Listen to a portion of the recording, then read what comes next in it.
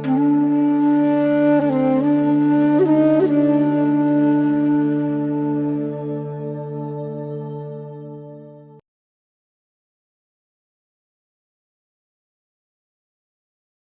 सबको मेरी तरफ से ओमकार।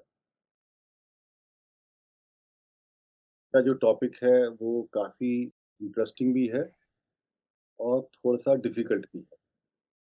तो हम उसको आराम से सुनें और मैं बहुत ज़्यादा जो उसके शास्त्र के हिसाब से जो उसकी डेप्थ होती है उसमें अवॉइड करता हूँ जाना, क्योंकि जितना हमें ज्ञान समझ में आ जाए, वो ज़्यादा इम्पोर्टेंट है। उससे हम अपने जीवन को बदलें वो भी इम्पोर्टेंट है। बहुत ज़्यादा ज्ञान की डेप्थ में जाने से हम खो जाते हैं। सो आई विल ट्राई टू से everything in a simple form so that आपको ये समझ में आए कि जो हमारे अंतःकरण की इंद्रियां हैं, इनको कहते हैं मन, बुद्धि, अहंकार और चित्त। वो हमारे को कैसे ध्यान की अवस्था प्राप्त करने से रोकती है। हमारा टॉपिक वही चल रहा है ना कि ध्यान में जाना है हमारे को, और ध्यान के बिना भगवान नहीं है। तो ध्यान ये हुआ कि जब हमारे अंदर जो हमारी वृत्तियों की तरंगे उठती हैं, जो मन हमारे को बार बार विचलित करता है, जब वो एक ऐसी स्थिति में आ जाता है कि अब हम को वो चित्त को हमारे परेशान नहीं कर रहा, हम बिल्कुल एक आराम की स्थिति में चले गए हैं। इसको मैं और एक्सप्लेन करूँगा आगे जाके। उसके लिए हमारे को अपने जो मन है, जो हमारी चित्त है, जो हमारा बुद्धि है और जो अहंकार है, उसको शुद्ध करना होता है। उसी के लिए हम साधना करते हैं। तो ये सब फिर हम आगे बोलेंगे। तो पहले हम लोग स्टार्ट करते हैं कि हमारे अंतःकरण की इंद्रियाँ कौन-कौन सी हैं और उनको हमने किस तरह से शुद्ध करना है, उसको पहले हम समझते हैं, ठीक है? तो मन जो है वो हमारे को संकल्प और विकल्प देता है। तो संकल्प क्या हुआ कि मुझे ये काम करना है। कोई भी काम मुझे करना हो, उसका मेरे अंदर विचार आएगा ना कि मुझे ये काम करना है। और विकल्प का मतलब क्या हुआ, उसका अल्टरनेट देता है मेरे को कि ये भी कर सकते हैं, ऐसा भी कर सकते हैं। फॉर एग्ज़ाम्पल मुझे गीता पढ़ूँ, फिर आ जाएगा मन में कि रामायण क्यों ना पढूँ? मुझे कुछ खट्टा खाना है, क्यों ना जाके आज इस मिठाई वाले के जाऊँ या मैं उसके यहाँ जाऊँ। सो ऑल द टाइम हमारे को जो हमारे एक भी विचार मन में आता है, उसके कई सारे विकल्प हमारे सामने आ जाते हैं। वो हमारे मन को पूरी तरह से चंचल बना देता है। हम कहते हैं ना मन बहुत चंचल है, तो हमारे को चंचल बना देता है। हमारी पूरा जो थॉट प्रोसेस को बड़ा चंचल हो जाता है हमारा, तो हमें ना समझ नहीं आता हम क्या करें। कोई भी आप जगह ले लीजिए, आप ये भी सोचें कि मैं भगवान को मानूँ, साथ में फिर एक विकल्प आ जाएगा कि ना मानूँ, भगवान तो बहुत सारे हैं, इतने सारे को मैं किस तरह से पूजूँ? तो मल्टीपल हमारे अंदर थॉट्स आते हैं, मल्टीपल हमारे अंदर विकल्प आ जाते हैं, जो हमारे मन को चलायमान कर देते हैं। इसका जो एग्ज़ाम्पल है ना, उसको एक मक्खी से देते हैं। मक्खी का क्या ख़ासियत होती है, वो गंध पे भी जाके बैठ जाती है और अच्छी चीज़ पे भी जाके बैठती है, मिठाई पे भी बैठती है। क्योंकि मक्खी को हर समय मस्ती मारनी है। She wants to have fun all the time. तो वो हर जगह जाके बैठती है, हर जगह का वो एक तरह से आनंद भी लेना चाहती है या टाइम पास करना चाहती है, जो भी उसकी नेचर है, उस हिसाब से उस चीज़ को करती है। तो वो जो मक्खी है, हमारे मन जो बना हुआ है, वो हमें ध्यान की स्थिति से दूर रखता है। लेकिन वो मन ही है जो हमें ध्यान में भी लगाता है। भगवान जी ने बोला ना, श्री कृष्ण जी ने, कि जो मन है, वो इतना पावरफुल है कि वो आपको मुझसे जोड़ सकता है और वो मन ही आपको भटका भी सकता है। तो मन को अगर हम अपने एकाग्र कर लें, उसको प्यूरिफ़ाई कर लें, तो समझो हमारा ध्यान लगना शुरू हो जाएगा। तो मन को अब एकाग्र कैसे करते हैं, उस पे अब नेक्स्ट स्टेप पे चलते हैं। तो ये जो अंतःकरण की हमारी इंद्रियाँ हैं ना, उसको क्या कहते हैं? करण। करण का मतलब होता है उपकरण। उपकरण का मतलब क्या हुआ? साधन। कि जो हमारे अंतर्मन के कार्य हैं, उसको वे करने का साधन है। इनके माध्यम से हम करते हैं। जैसे हमारी जो कर्म इंद्रियाँ हैं और जो हमारी ज्ञान इंद्रियाँ हैं, उनको कहते हैं बाहर के उपकरण। बाहर का काम करना है ना, आप जानते हैं हमारी ज्ञान इंद्रियाँ कौन-सी हैं? तो ज्ञान इंद्रिया क्या हो गई? हमारा जीभ, जिससे हमारे को टेस्ट आता है, हमारे कान हो गए जिससे हम सुनते हैं, हमारे आँख हो गई जिससे देखते हैं, हमारा त्वचा होगी जिससे हम फ़ील करते हैं और जो हमारा नाक हुआ जिससे हम स्मेल करते हैं। तो ये हमारी ज्ञान इंद्रियाँ होगी, ये क्या कर रही हैं? हमें बाहर की इन्फॉर्मेशन दे रही हैं, है ना? कि बाहर हमारे को जो भी इन्फॉर्मेशन आ रही है, वो इन 5 इंद्रियों से हमारे भीतर जा रही है। ये 5 इंद्रियों की हमें परमिशन है। ऐसा नहीं कि सेंसेस 5 ही हैं। ऐसा बताया जाता है कि सेंसेस तो 20 हैं, कोई कहता है 22 हैं। कोई एनिमल्स में ऐसा सेंसेस होती हैं कि उनको, जैसे डॉग्स को कहते हैं, उनको स्पिरिट्स का पता चल जाता है। वो सेंस हमारे अंदर नहीं है। वो इस तरह से हम ये ना सोचे कि हम हर तरह से कंप्लीट हैं। बहुत सारी सेंसेस हैं हमारे पास, 5 सेंसेस की परमिशन है जानने की। अब क्या हुआ जब हमने बाहर से कुछ देखा या सुना या हमने सूँघा या हमने उसको स्वाद लिया या उसको हमने फ़ील किया, वो सारी इन्फॉर्मेशन जाती है हमारे मन के ऊपर, जो अंतःकरण की पहली इंद्री। अब मन उसको उसके हिसाब से क्या करेगा? संकल्प करेगा या विकल्प करेगा, उस बारे में विचार करेगा कि क्या करना है। मन के पास परमिशन नहीं है डिसीजन लेने की। बड़ा इंटरेस्टिंग कॉन्सेप्ट है। मन के पास परमिशन नहीं है डिसीजन लेने की। वो तो केवल संकल्प विकल्प करेगा। ये करूँ, ये ना करूँ। ये मैंने देखा, एक इतना सुंदर दृश्य, इसका मुझे क्या करना है? मैंने सुना कि कोई गाड़ी आ रही है, अब मुझे उसके ऊपर क्या करना है? ऐसा करना है, गाड़ी बहुत दूर भी हो सकती है, गाड़ी पास भी हो सकती है, मुझे क्या अपने आप को बचाना है, नहीं बचाना है, तो कई तरह के उसके अंदर विकल्प आते रहेंगे। बट वो डिसीज़न नहीं ले सकता।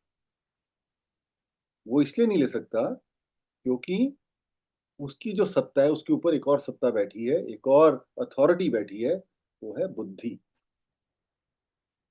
क्लियर हो रहा है आपको? बुद्धि उसको बताएगी कि निश्चय करने के लिए, भई अब तुझे ये काम करना है ना? क्लियर हुआ? बुद्धि कहेगी कि हाँ, ये गाड़ी आ रही है जिसकी तू आवाज़ सुन रहा है, ये गाड़ी बहुत पास है, तुम उसको सचेत हो जाओ, अपने आप को बचाओ। या बुद्धि कहेगी भई ये तो बहुत दूर है, कोई हमारा मैटर नहीं है, तो हम इसको इग्नोर कर सकते हैं। तो मन के अंदर जो संकल्प और विकल्प उठे इतने सारे, उसको जो निश्चयात्मक बुद्धि उसको बताती है कि उसको क्या करना है। मन कहेगा साधना करूँ या ना करूँ। अब ये बुद्धि उसको बताएगी कि उसको क्या करना है। बुद्धि ये भी कह सकती है भैया नहीं करना, क्या फ़र्क पड़ता है करके, कौन-सा कोई बहुत बढ़िया चीज़ होने वाली है। और बुद्धि ये भी कह सकती है हाँ, तुझे साधना करनी है। तो बुद्धि जो उसको बताएगी, बुद्धि निश्चय लेती है, इसलिए बुद्धि हो जाती है मन के सुप्रीम सत्ता में।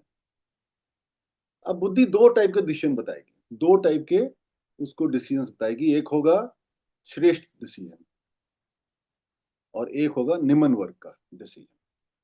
श्रेष्ठ डिसीज़न क्या हुआ कि हाँ, तुमको साधना करनी है। हाँ, तुमको मसाले वाला खाना नहीं खाना है, वो तुम्हारे शरीर को नुकसान करेगा। तुमको उस जगह पे नहीं जाना है, वो तुम्हारे लिए ठीक नहीं है।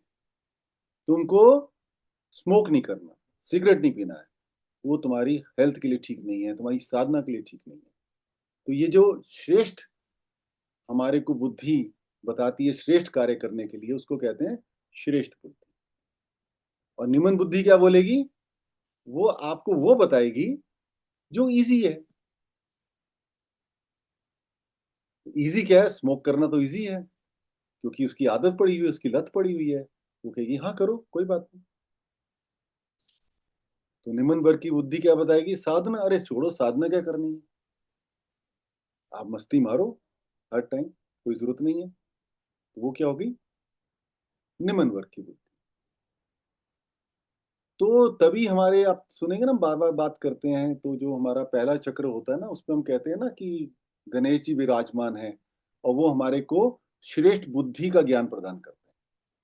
श्रेष्ठ बुद्धि को कहते हैं विवेक। तो क्या हुआ? जो हमारी 2 बुद्धि हैं, उसमें एक हो गई विवेक और दूसरी हो गई हमारा इंटेलेक्ट, विज़डम और इंटेलेक्ट। इंटेलेक्ट किस पे काम करेगा? जो हमने पढ़ लिया, जो हमने भौतिक लेवल पे ज्ञान प्राप्त कर लिया, जो हमने दूसरे की बात सुन ली, जो कि किसी तरह से भी एक उच्च सोच से नहीं जुड़ी हुई, जो आध्यात्मिक नहीं है, है ना? और श्रेष्ठ बुद्धि क्या होगी? क्योंकि वो अध्यात्म से जुड़ जाएगी, तो वो उसको उस तरह का ज्ञान देगी जो उसके लिए कल्याण है, उसके लिए कल्याण हो जाएगा उससे, वो उसको नुकसान प्रदान नहीं करेगी। आपको मेरी बात समझ में आ रही है ना? प्रवीण जी, अभी तक बताइए। बेसिकली कोई भी कर्म करने के समय हमें दो तरह की चीज, उसके डिसीजन के लिए हमको मौका मिलता है। एक जो उच्च श्रेष्ठ बुद्धि का, एक निम्न बुद्धि का। डिसीजन हमने खुद लेना है कि हमने क्या करना है, हमको किससे कनेक्ट करना है। अभी तक भौतिक चीजों पे ही रह जाना है, या उसको हम अंतःकरण में करके अपने अच्छे मार्ग को चूज कर सकते हैं। तो बुद्धि हमको बता देती है। बेसिकली गणेश जी जो मूलाधार चक्र है, गणेश जी के जो है बता रहे हैं, विवेक जो है वो हमको डिसीजन लेने में मदद करती है। तो विवेक से हम अपना पता कर सकते हैं कि यदि हम साधना करना है नहीं करना है, और उसके क्या फायदे हैं। वो धीरे धीरे जैसे प्रैक्टिकल होता जाता है पता चलता जा रहा है। तो बेसिकली डिसीजन हमने खुद लेना है कि हमको किस मार्ग पे चलना है। राइट। तो इसका मतलब क्या हुआ कि जो हमारे, हम कह रहे हैं ना, अंतरकरण, करण का मतलब हो गया हमारा उपकरण, कि जिस साधन के माध्यम से हमने अंदर के कार्य करने हैं। तो अंदर का जो सुप्रीम कार्य क्या है? अंदर का सुप्रीम कार्य तो यही है कि जो आत्मा का परमात्मा से मिलन करना है। हमें ध्यान की अवस्था में जाना है। वो ध्यान जो निरंतर लगा रहे कि हाँ, ईश्वर है, प्रभु हैं, मेरे को देख रहे हैं। तो उस स्थिति में तभी हम जाएँगे जब हमारी बुद्धि का पूरी तरह से शुद्धिकरण हो जाएगा, वो श्रेष्ठ बुद्धि में स्थापित हो जाएगी। लेकिन अभी बात खत्म नहीं हुई है। अब उसके ऊपर भी एक सत्ता है, उसके ऊपर भी एक अथॉरिटी है। वो अथॉरिटी है चित्त। बुद्धि कार्य करेगी चित्त के हिसाब से। मन, बुद्धि, चित्त, अहंकार। तो चित्त क्या है? चित्त जो है ना, वो हमारी जो भी मेमोरीज़ हैं, इस जन्म की, पिछले जन्म की, जो भी हमारे संस्कार हैं, जो भी हमारी वृत्तियाँ हैं, जो भी हमारी आदतें हैं, उसका जो वहाँ पे डाटा रखा हुआ है ना हमारे, वो सारा वहाँ पे डाटा रखा हुआ है, उसके हिसाब से ही जो हमारी बुद्धि है वो एक्ट करती है। कि जो हमारे एक्सपीरियंसेस हैं, कि फॉर एग्ज़ाम्पल हमने अभी बोला ना वो गाड़ी आ रही है। अब बुद्धि निश्चय कैसे लेगी? क्योंकि बुद्धि के पास वो एक्सपीरियंस है कि उसने उस चीज़ को, या तो एक खुद पर्सनली एक्सपीरियंस किया हुआ है, या कहीं देखा हुआ है कि जब गाड़ी बहुत तेज़ी से आती है और वहाँ पे जगह कम होती है, वो अगर हमारे को टक्कर मारती है, तो हमें बहुत गहरी चोट लग सकती है। तो वो जो नॉलेज है, वो जो एक्सपीरियंस है, वो हमारे चित्त में स्टोर है। उसके हिसाब से वो बुद्धि कार्य करेगी। तो इसमें जो बहुत बड़ी बात आती है, उसमें ये बात कहते हैं, वृत्तियाँ जो है हमारे अंदर की, वो हमारे को बहुत डिस्टर्ब करती हैं। अब चित्त पे हम थोड़ा समय लगा के समझेंगे, क्योंकि अगर आपने चित्त समझ लिया, तो बहुत कुछ आपको क्लैरिटी हो जाएगी।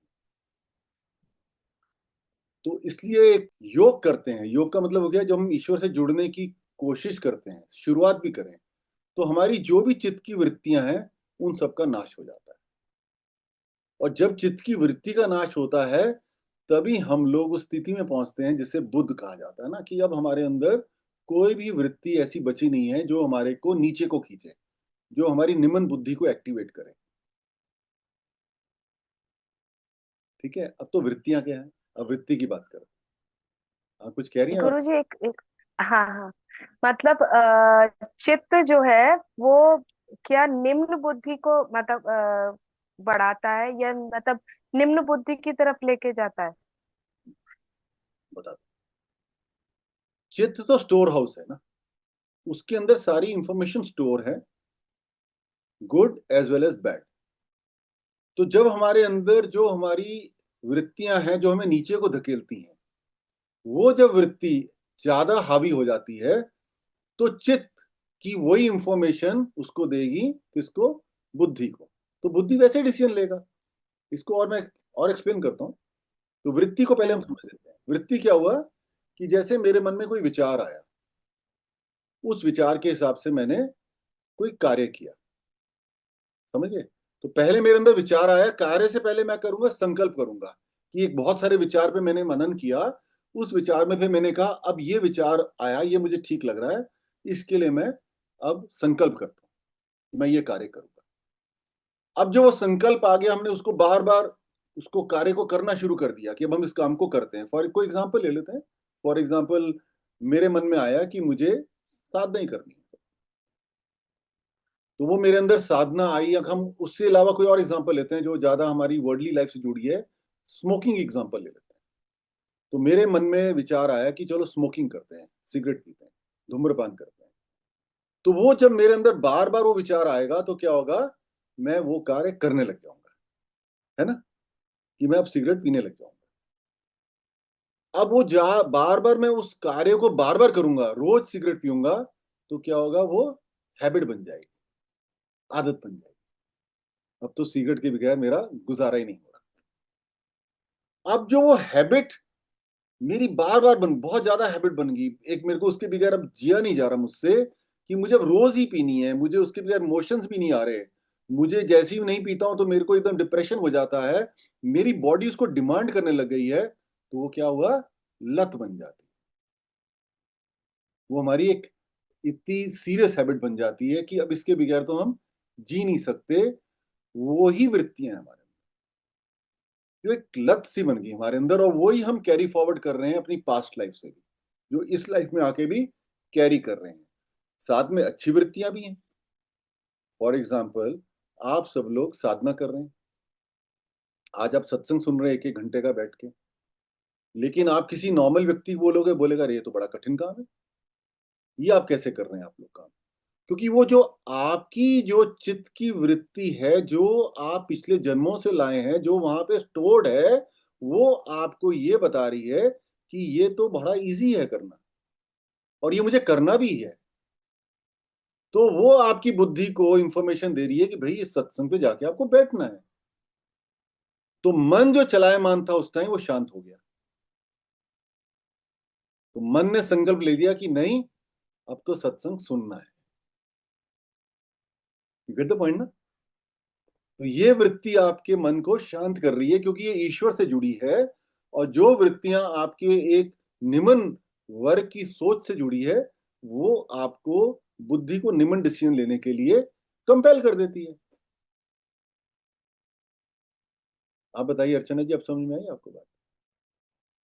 मतलब यहाँ पे तो फिर बुद्धि का प्रयोग करना है। कोई भी जो विचार आता है, उस विचार में ना बुद्धि जो है वो डिसाइड करेगी कि क्या करना है। मतलब हमारे पास्ट एक्सपीरियंस है या जो वृत्तियां हैं वो है, लेकिन उसके साथ हमको मतलब वो डिसीजन लेना है नहीं, कि आप कोई क्या कर। डिसीजन नहीं लेने वाले। ये सब अच्छा। ऑटोमेटिकली हो रहा है। इतना, जैसे कंप्यूटर में आप कोई काम करते हैं, कितनी फास्ट काम होता है। ये बहुत तेजी से हम्म। काम होता है कि आपने देखा, उसको देखा, उसने मन पे भेजा, मन में विचार आया, मन में बुद्धि से पूछा कि करूं ना करूं, इतने सारे विकल्प हैं, कौन सा वाला करूं। बुद्धि ने चित्त के पास गया, चित्त ने कहा भाई अच्छा अच्छा ये मेरे एक्सपीरियंसेस हैं, अच्छा इस हिसाब से इसको करना है। उसने उसको रिवर्ट किया, उसने मन को बोला, मन ने वैसा काम कर। हम्म। तो हमको करना क्या है? अगर आप करने की बात करें, तो हमने अपनी साधना के माध्यम से अपने चित्त को शुद्ध करना है कि ये जो हमारी इतनी सारी वृत्तियां फंसी हुई हैं, जो हमें निमन सोच की ओर लेके जाती हैं, निमन बुद्धि की ओर लेके जाती हैं, उनको हम साफ करें। वो अपने आप, वो भी अपने आप होएगा। आप केवल साधना करेंगे। जो हम अभी ऑलरेडी आप हम्म। साधना कर रहे हैं, वो ऑलरेडी आपकी जो पुरानी इतनी सारी आपकी वृत्तियां फंसी हुई हैं, वो हट रही हैं। मैं बार बार बोलता हूं ना कि अहंकार से जितना इंपॉर्टेंट है बचना, उतना ही इंपॉर्टेंट है हैबिट से बचना। मैंने बात हम्म। बोलता हूँ ये बात। इसको मैं अंतरकरण की इंद्रियों से तो आज रिलेट कर रहा हूं, बट मैं कितने टाइम से बात सबको बोलता रहता हूं कि हमको अपनी कंडीशनिंग्स को ओवरकम करना है, जो हमारी हैबिट्स बन गई, कि जो हमारी ईड़ा नाड़ी है, जो हमारी लेफ्ट साइड की चैनल की नाड़ी है, जिसको हम मून चैनल कहते हैं, वो जब ऊपर को जाती है और हमारे आज्ञा चक्र से इधर को क्रॉस करती है, लेफ्ट से आके राइट को, तो ब्रेन के राइट हेमिस्फीयर में एक बैलून बना देती है। उसको हम अपनी कंडीशनिंग का बैलून कहते हैं, बैलून बना देती है कंडीशनिंग का। और जो हमारी राइट चैनल की है पिंगला नाड़ी, जो सन चैनल है, वो जब हमारे यहाँ पे आके क्रॉस करती है लेफ्ट को, तो लेफ्ट में जो वो बैलून बनाती है हमारे ब्रेन के हेमिस्फीयर में, लेफ्ट हेमिस्फीयर में, उसको हम कहते हैं ईगो, है ना। तो दोनों ही हमारे को, हमारे इस जो आज्ञा चक्र है, इसकी जो पैसेज है उसको बंद कर रहे हैं। तो साधना के माध्यम से हम दोनों को ही प्योरीफाई करते हैं। तो इसीलिए जो वृत्तियां हैं वो साधना के माध्यम से हटनी शुरू हो जाती हैं। उसके लिए माँ कुंडली हमारी हेल्प करती है। यहां तक समझ में आया आपको ना? हाँ, समझ। इसको एक और एग्जांपल से समझते हैं। फॉर एग्जांपल, एक झील है, झील में पानी है। पानी की जो उसका जो बेस है उसको हमने देखना है, सब उसको तल बोलेंगे ना, हमने तल को देखना है। लेकिन हम नहीं देख पाते, किस लिए? क्योंकि या तो वो पानी मटियाला है, या उसमें जो वेव्स हैं, डिस्टर्बेंस चलती है पानी में। सपोज पानी हिलता डुलता रहेगा उस लेक में, उसके अंदर तिरंगे बनती रहेंगी, तो क्या हम उस लेक के बॉटम को देख पाएंगे? क्यों नहीं देख पाएंगे, प्रवीण जी बताइए। जो वो वेव्स चलते रहेंगे तो डिस्टरबेंस रहेगा, और वो माध्यम ट्रांसपेरेंट नहीं रहेगा, ओपेक रहेगा, तो उसमें मिट्टी गिरी हुई है, मटमैला है, तो हमारी नजर उसको भेद नहीं सकती है। Yes, right, you right. तो वो जो उसका हमने बॉटम को देखना है, वो तभी देख पाएंगे जब वो तिरंगे बंद हो जाएंगे। और जैसी तिरंगे बंद होंगी, तो उसकी जो तिरंगों के कारण जो मिट्टी डिस्टर्ब हो रही है वो भी बैठ जाएगी। तो ठीक इसी तरह से वो जो झील है ना, वो हमारा मन है। उसमें वो तिरंगे उत्पन्न हो रही हैं। वो जो तिरंगे उत्पन्न हो रही हैं वो क्या है? वो हमारी वृत्तियां हैं। क्लियर हो आपको? तो जब हमारी जो वृत्तियां हैं, इसी तरह जो हमारे अंतर्मन में जब इस टाइम की वृत्तियों के कारण डिस्टर्बेंस होता है, तो हम आत्म साक्षात्कार नहीं कर पाते, हम अपनी आत्मा को देख नहीं पाते। क्यों? क्योंकि आत्मा जो है, अंतरकरण की इंद्रियां का जो उपकरण है, जो साधन है, वो आत्मा से तो मिलने का है। तो जब उसके अंदर वो तरंगे उठ रही हैं, वो डिस्टर्बेंस है हमारी वृत्तियों के कारण, हमारी हैबिट्स के कारण, हमारे संस्कार हैं, जो गलत चीजें हमने सीख ली हैं, तो वो जो हमारे अंदर उछल कुतल रहती है, जो डिस्टर्बेंस रहती है, हमारा आत्म साक्षात्कार अपनी आत्मा से नहीं हो सकता। तो अगर हमने आत्म साक्षात करना है, तो हमको अपने चित्त को शुद्ध करना पड़ेगा।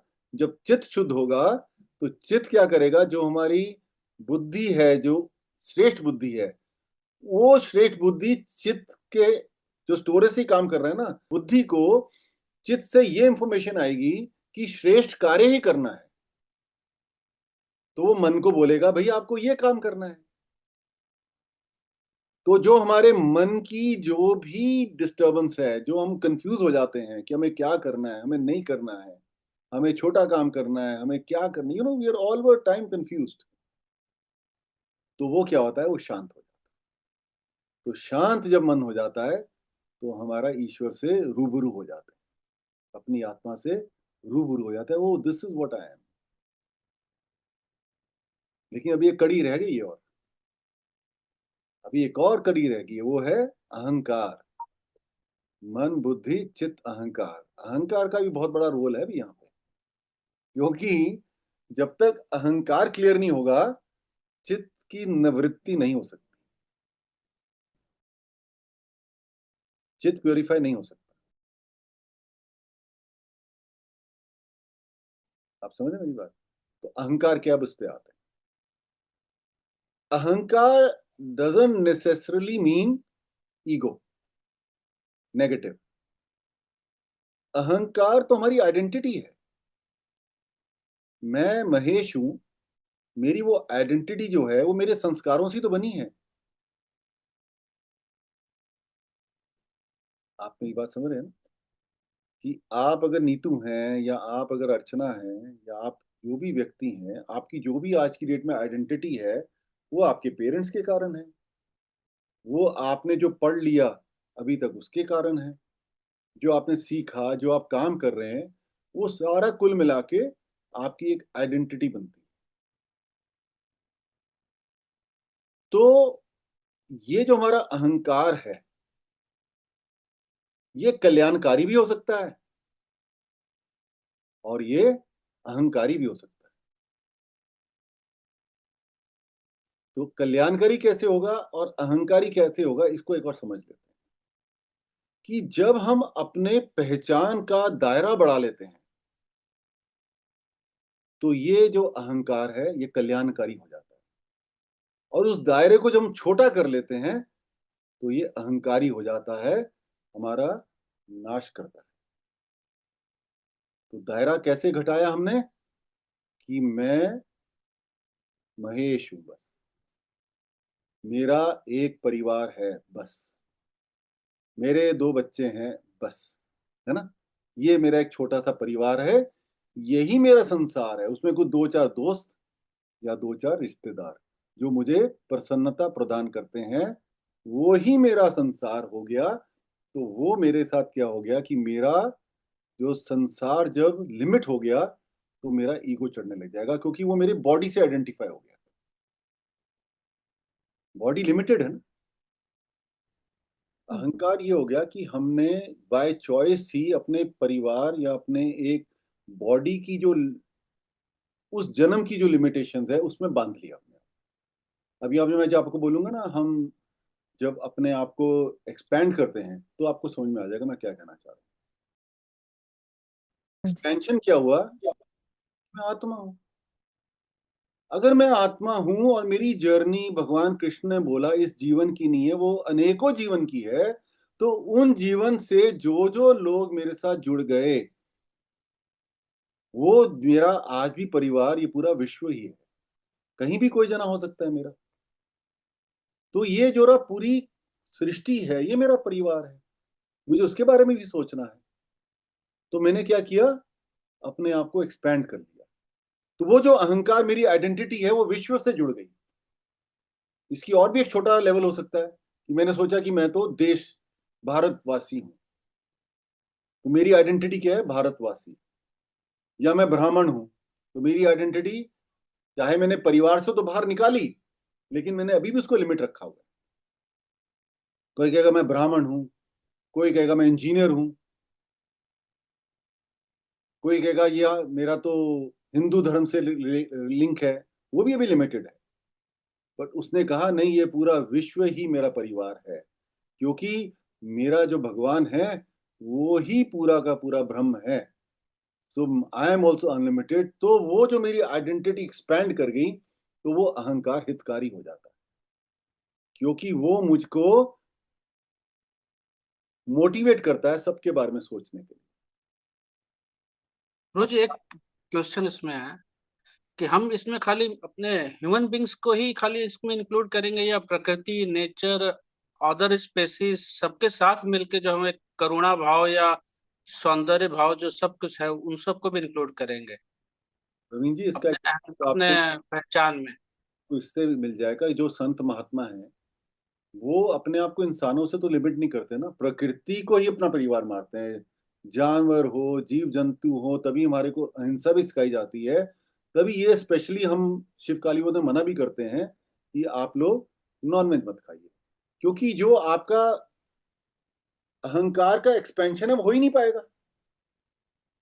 जब आपने किसी और जंतु को अपने से नीच कम मान के उसकी हत्या कर दी, तो उसने आपने मान लिया तो मेरा परिवार नहीं है। ये इस प्रकृति का हिस्सा हो सकता है हो, बट मैं तो प्रकृति मान ही नहीं रहा अपने आप को, तो मैं कुछ गलत नहीं कर रहा। तो जब तक हमने ये काम किया अज्ञानता में, तब तक तो ठीक है, तब तक तो क्षमा है। लेकिन जब ज्ञान मिल गया कि मैंने अपने आप को एक्सपैंड कर लिया कि नहीं, ये पूरी प्रकृति ही तो मेरी है। आप समझे मेरी बात ना? तो फिर हम वो काम नहीं करते कि हम दूसरे को मारते नहीं। यही तो हमारे धर्म की महानता है। लेकिन भगवान ने फिर ये भी बोला है कि अगर धर्म की हानि हो रही हो, तो फिर तो आपको कुछ ना कुछ एक्शन लेना ही पड़ेगा। तो वापस आ जाए हम लोग अहंकार पे। तो जब आपका अहंकार ही एक्सपैंड कर गया, तब जाके जो वृत्तियां आपको इस अहंकार की पूर्ति के लिए रोकती हैं, वो अपने आप साधना के माध्यम से आप उनको नष्ट कर सकते हैं।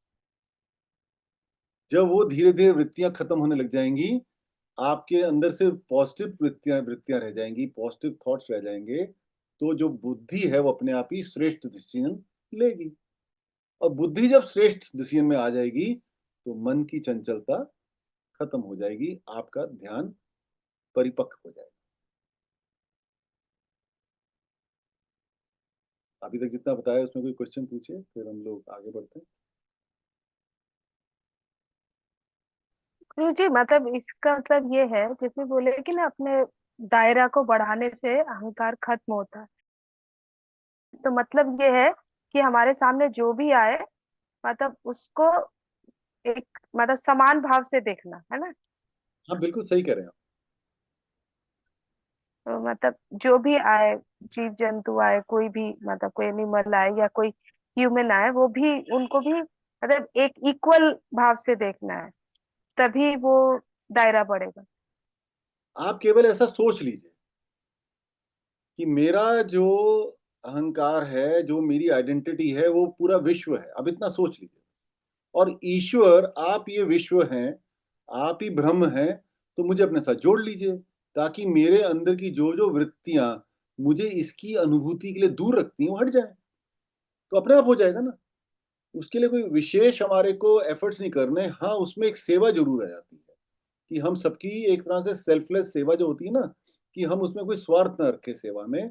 तो क्या हुआ, हमने माना कि पता नहीं कौन किस रूप में मेरे पास आ रहा है, जो नारायण का रूप है, मेरे पिछले किस जन्म से मेरे साथ जुड़ा है, वो किस तरह से मुझे उसका एक मेरा जब परिवार ही बड़ा हो गया, वो मेरे परिवार का हिस्सा है, केवल मुझे पता ही तो नहीं है, क्योंकि मेरे पास वो परमिशन नहीं है कि मैं अपने पिछले जन्म की बातों को देख सकूं या जान सकूं। वो हमसे चीज हमें बताई नहीं गई है ना। तो हम इसलिए अपने आप को इस तरह से मान के हम अपनी बुद्धि को बढ़ा लें, अपने अहंकार को प्रकृति का रूप दे दें, तो हमारा अहंकार हितकारी हो जाएगा, फिर वो नुकसान नहीं करता। तो आई एम द आत्मा, अहम ब्रह्मस्मि, तभी तो कहते हैं ना।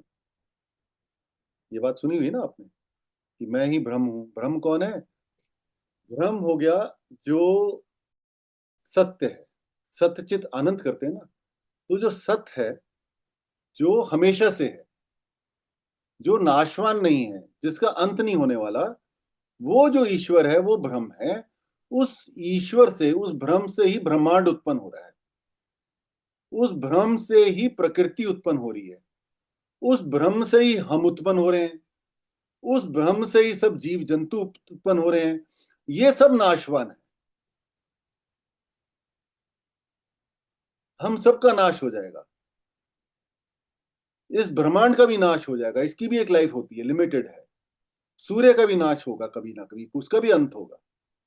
लेकिन ब्रह्म का अंत नहीं होगा। वो नई सृष्टि बना देंगे। जो शिव हमेशा है, हमेशा ही रहेंगे।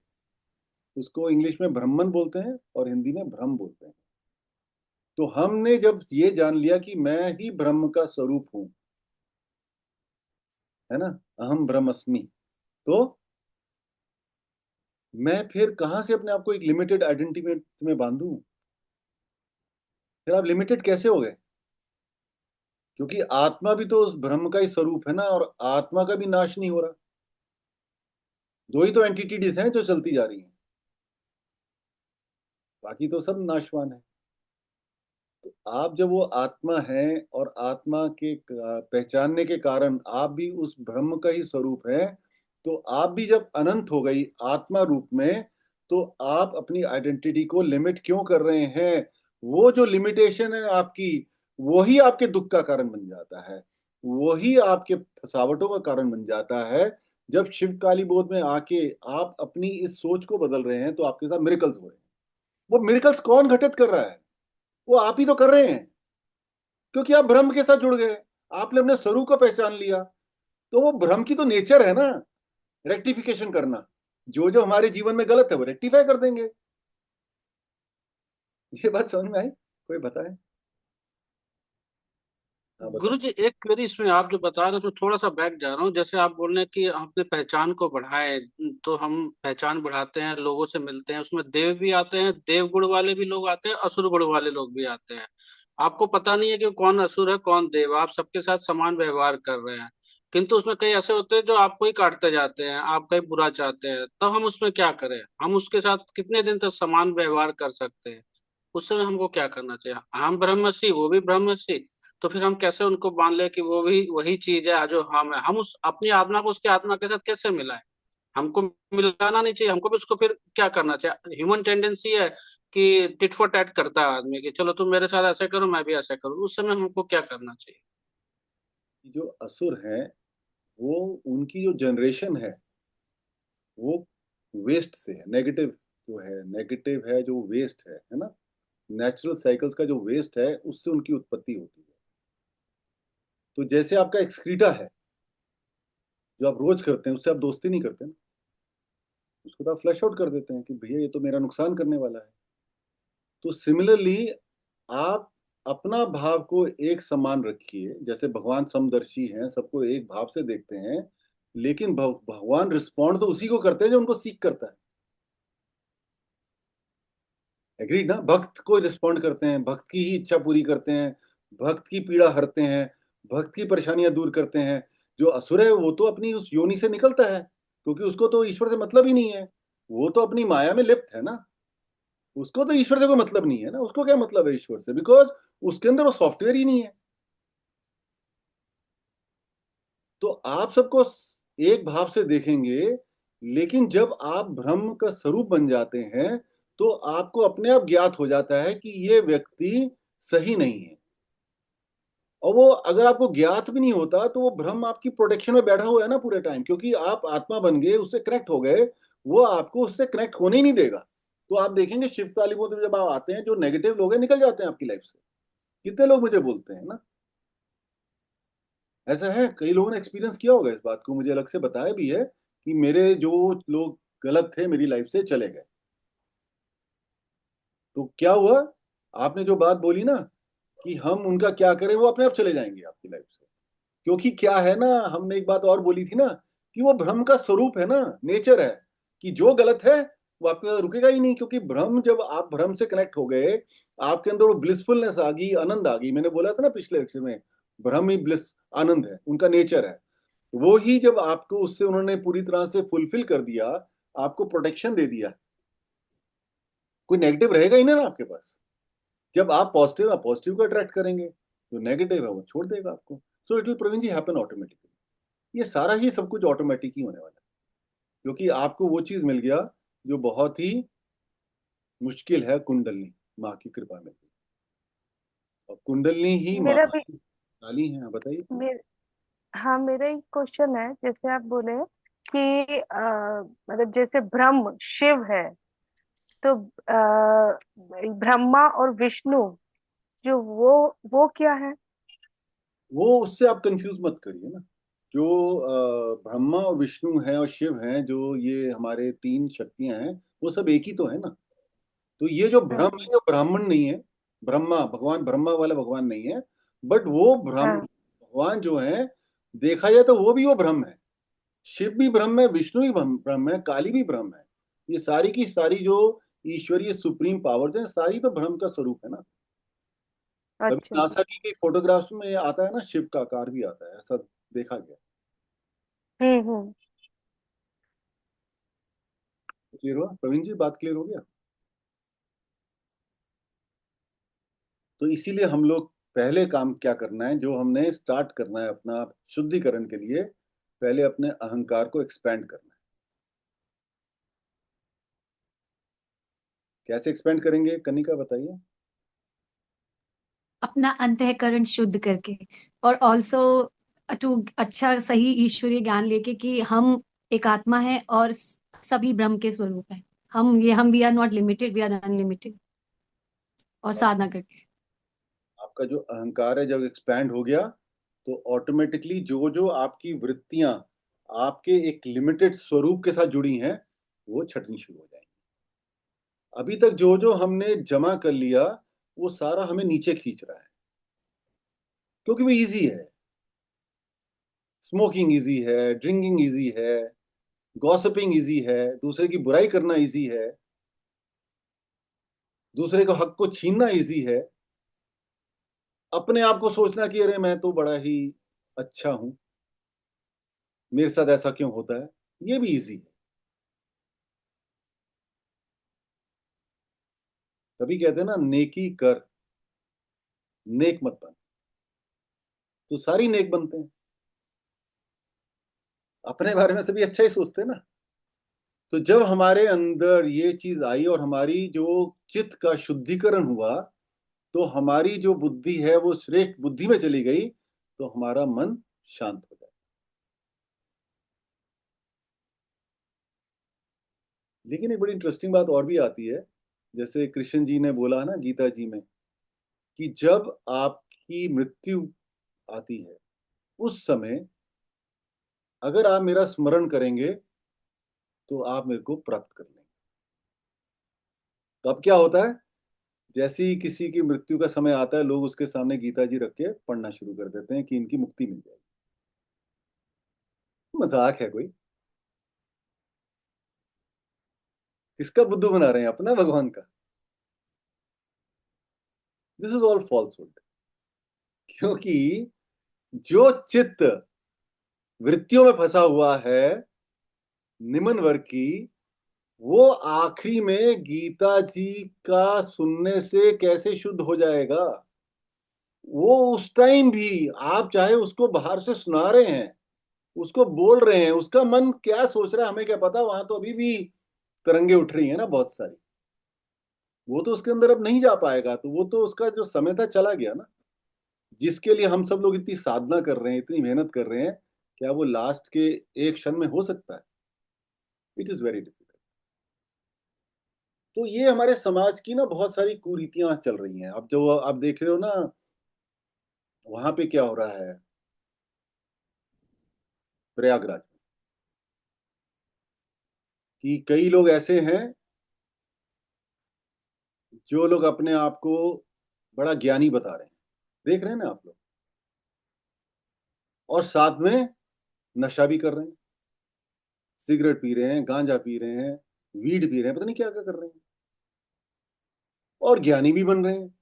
कि जब तुम्हारे अंदर की जो वृत्ति नहीं खत्म हुई, तुम्हारा चित्त ही निर्मल नहीं हुआ, तो वो जो ज्ञान तुमने अर्जन कर लिया, वो मन तो निम्न वर्ग की बुद्धि में ही रह गया ना, उसी के हिसाब से चल रहा है ना, वो ज्ञान से कुछ हो थोड़ी रहा है। कि आप अपनी हैबिट्स ही नहीं छोड़ पा रहे, आप अपनी फसावटें नहीं छोड़ पा रहे। तो वो कहानी बनती है ना, एक चूहे वाली कहानी सुनी है आपने? एक चूहा था, वो एक गुरु जी के आश्रम में किचन में अपना खान पान देख लिया करता था,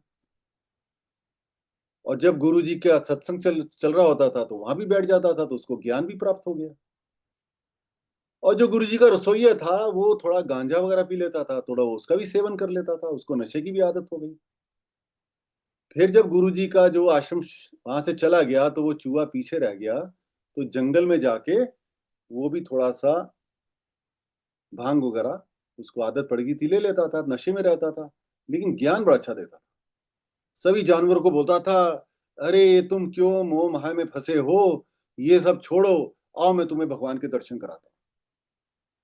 तो ये सिलसिला कई महीनों तक चला। तो तब एक बार जो जानवर सारे परेशान हो गए कि हमें इस तरह से बोलता रहता है, आज तक तो दर्शन कराए नहीं इसने भगवान के। तो वो शेर के पास गए, शेर ने जाके इसकी पूरी इंक्वायरी करी तो पता चला उसको बस ज्ञान ही है, वो नशे में ये सब बातें करता है, तो उसको वहां से भगा दिया गया। तो तात्पर्य यह निकला कि आप कब तक लोगों का बेवकूफ बनाओ बाहरी चीजों के दिखावे से। तो आज का जो हमारा इंपॉर्टेंट टॉपिक था वो यही था कि हम अपने अंतरकरण का शुद्धिकरण कैसे करें, क्योंकि जब हमारा शुद्धिकरण ठीक हो जाएगा तभी हम लोग ईश्वर से कनेक्ट कर पाएंगे ध्यान के माध्यम से, क्योंकि तब ही हमारा ध्यान लगेगा। तो आपको नीतू जी, आपका ही क्वेश्चन था ना ध्यान को लेके, तो आपको कुछ इसका आंसर मिला? हाँ जी गुरुजी, मिला। आज मतलब एक चीज समझ में आई और मतलब एक्सपीरियंस भी किए, जैसे आपने बोला अहंकार। जब आप अपने अहंकार को बढ़ाते हैं, मतलब जब आप मैं से शायद हम पे आते हैं, का मतलब शायद ये है कि मैं ना छोड़ के सब आ जाएं, तो सही में फिर ना एक्सपीरियंस होती हैं चीजें। अपना तो परिवार है, मैं मेरे से ज्यादा शायद सेल्फ सेंटर्ड नहीं, मतलब बच्चों के प्रति सेंटर्ड बहुत, मतलब बहुत ज्यादा जिसे बोलते हैं, मैं उस लेवल पे थी। अभी भी हूँ, बट अभी एटलीस्ट थोड़ा सा और, थोड़ा और बाहर निकली हूँ उस चीज से। जैसे ही बाहर निकली हूँ तो I have experience so many things. तो पहले सिर्फ बच्चे ये वो, अभी भी है वो चीज, मैं ये नहीं कहूंगी चली गई है, बट हाँ, उस चीज के साथ साथ मतलब और चीजें भी हैं अभी खुद के ऊपर भी है कि मुझे, हाँ बट ये है, जब अहंकार अपना बढ़ाओ, मतलब पॉजिटिव वे में बढ़ाओ, तो उस चीज का इफेक्ट दिखता है आपको। यू कैन फील कि माँ की कृपा हुई होती है। तो हाँ, मतलब इतना ज्यादा तो मुझे, देखिए मुझे एक तो वर्ड नहीं पता, आप लोग बहुत डीप डीप बातें करते हैं। इतना भी डीप नहीं है। तो अब इसको कुछ और 3-4 एग्जांपल लेते हैं, ताकि ये चीज हमारे अंदर हाँ प्रिकॉशन जी। है, फिर इस लेक्चर को कंक्लूड करेंगे।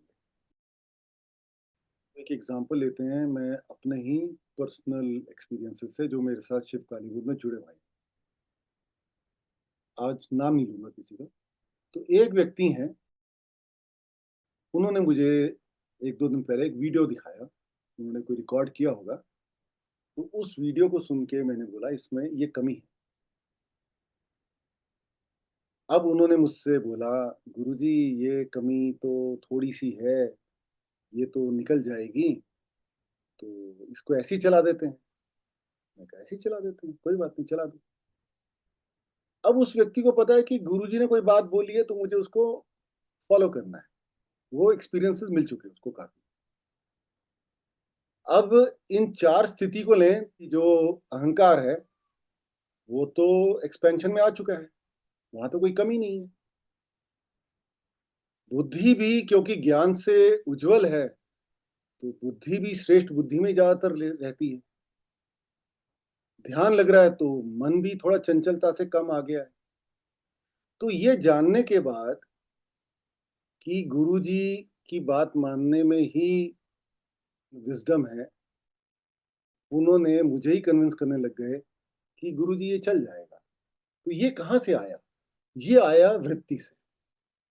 जो हमारे पिछले जन्मों को और इस जन्म को लेके जो हमारे अंदर चीजें बैठ चुकी हैं हैबिट में, हमारी सोच में, वो हम छोड़ नहीं पाते हैं, हम उसी में फंसे रह जाते हैं।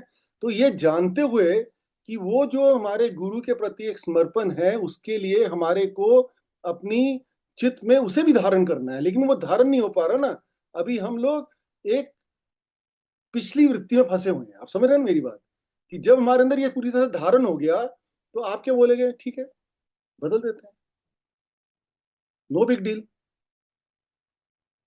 मेरा क्या है? मैंने कहा ठीक है, क्योंकि मैं तो अपनी मन की शांति को नहीं भंग करने वाला ना, क्योंकि मुझे पता है कि हर चीज का समय लगता है, इन वृत्तियों को हटने में टाइम लगता है, हम किसी को जल्दबाजी नहीं कर सकते। तो I have to maintain my patience out of my love. कोई बात नहीं, इट्स ओके। क्योंकि गुरु क्या है ना, गुरु जैसे गूगल मैप होते हैं ना, कहते हैं Google map is the most adjustable software.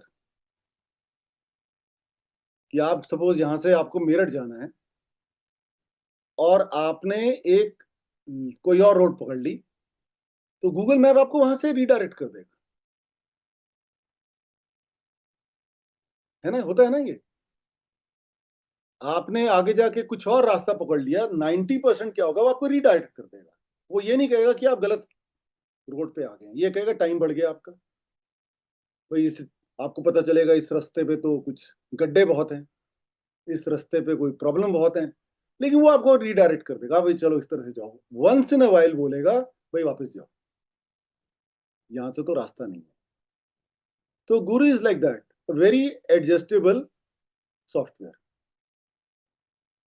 वो आपकी बात को काटेगा नहीं, एक बार समझाएगा, उसके बाद कहेगा ओके डू इट, क्योंकि उसको पता है कि अगर आप उसकी बात नहीं भी मानते हैं, कोई बात नहीं, वो भगवान तक ये तो पहुंचाना है, थोड़ी देर बाद पहुंचा देगा,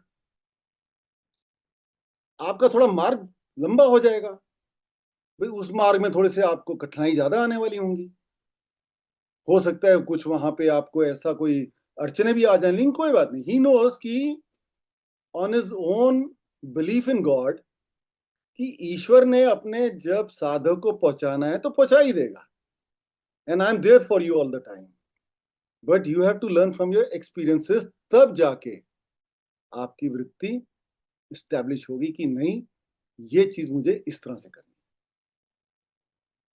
यू गेट द पॉइंट, कि सब कुछ होने के बाद भी हम वृत्ति में फंस गए, हम अपनी लत में फंस गए, जो लत हमारी को ये बता रही है कि मेरी बुद्धि तो बहुत ही सुप्रीम है, मेरी सोच में कोई कमी नहीं है,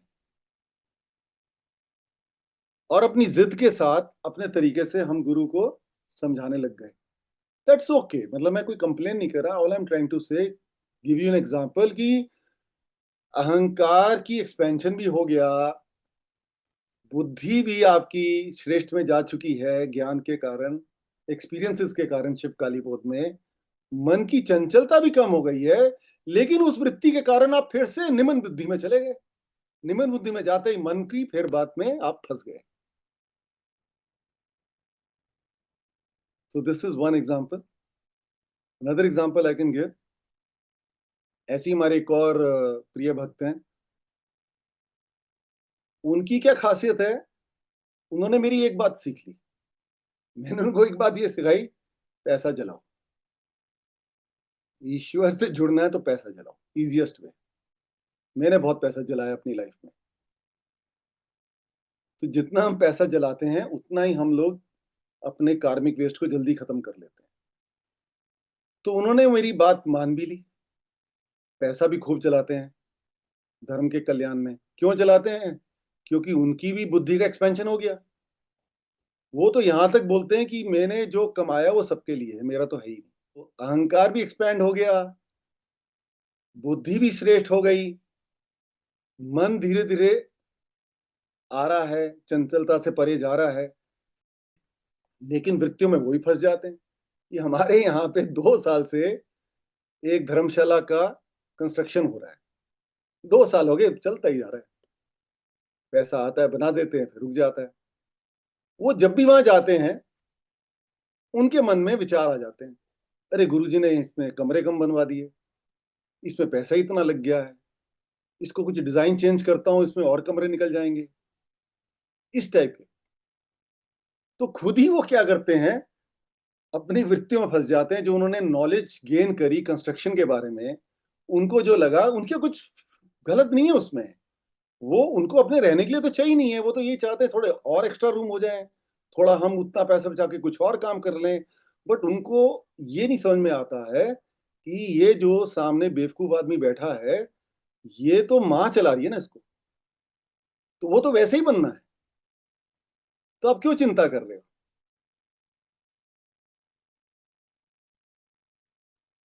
तो क्या हुआ, सब कुछ सही होने के बाद भी हम फिर से वृत्ति में फंस गए, अपनी एक हैबिट में फंस गए, अपना जो हमने सीख लिया उसमें फंस गए। वो धीरे धीरे वही तो हमने साफ करना है, और वही मेरा काम भी है कि धीरे धीरे उसमें से आप सबको निकालना।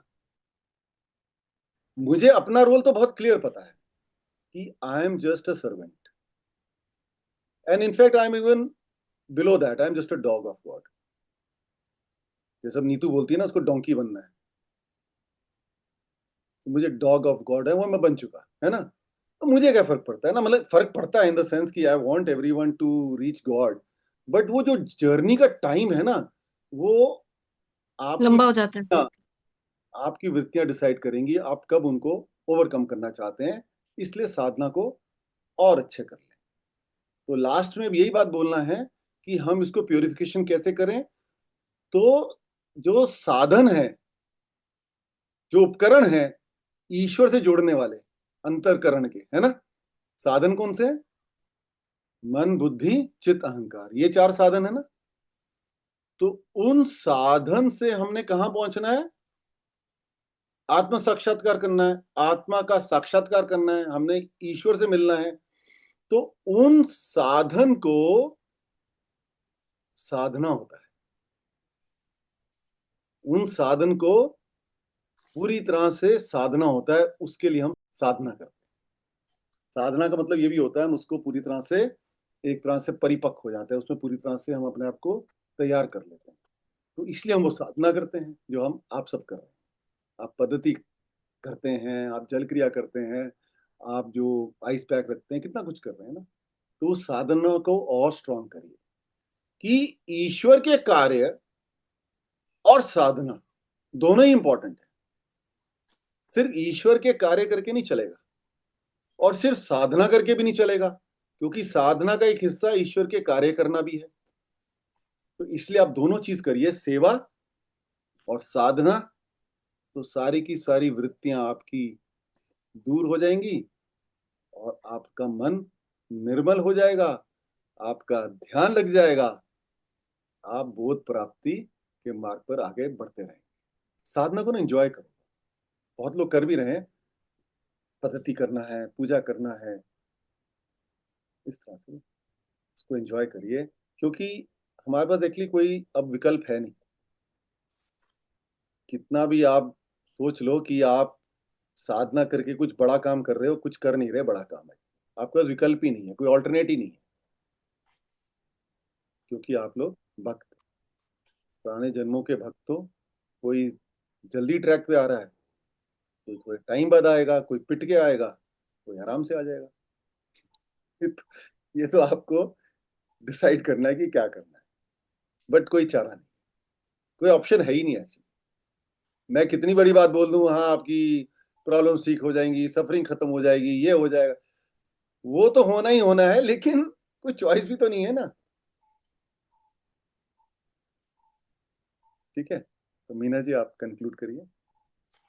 गुरुजी, एक साधक हैं अखिल, तो वो भी अपने बारे में कुछ बताना चाहते हैं। उन्होंने अभी ज्वाइन किया था, तो वाराणसी से हैं। अखिल, आप कुछ बोलेंगे? गुरुजी ओम काली। चलिए। आप सभी लोग को ओम काली। मेरा नाम अखिल है और मैं बनारस से हूँ। और मुझे याद है मतलब कुछ ही महीने हुए ज्वाइन किए हुए शिवकाली बोध को। और इसी कुछ महीनों में मैंने अपने इतने सारे चेंजेस देखे अपने लाइफ में, मतलब कि अपने रेगुलर जिंदगी में। जैसे कि पहले मुझे नींद नहीं आती थी रात में, रात में कभी मैं 2 बजे 3 बजे उठ जा रहा था। लेकिन आज के डेट में मैं कंप्लीटली, मुझे अच्छी नींद आती थी और मैं काफी ज्यादा एनर्जेटिक फील कर रहा था। बहुत सारे चेंजेस दिखे थे, मतलब बहुत सारे कि हम क्या बताएं, कि मैं बता नहीं पा रहा हूँ ठीक से। बहुत सारे लोग जुड़े हुए हैं और मैं भी चाहता हूँ कि मैं भी अपना लाइफ ग्रो करूँ और भगवान के जो भी काम है कार्य कर, मैं उसमें अपना सपोर्ट दूं। चलिए, बहुत अच्छा अखिल। आज के इस सत्संग में हमने सीखा कि अगर हमें आत्म साक्षात्कार प्राप्त करना है तो अपने चित्त का शुद्ध करने का संकल्प लें हम, और पूरी एकाग्रता के साथ इस पथ पर हम चलने की कोशिश करें। अपने हौसलों को ये खबर करते रहना, जिंदगी मंजिल नहीं सफर है, चलते रहना। तो इसी के साथ हम अगले सत्संग तक अपनी वाणी को विराम देते हैं। तब तक के लिए ओम काली जी।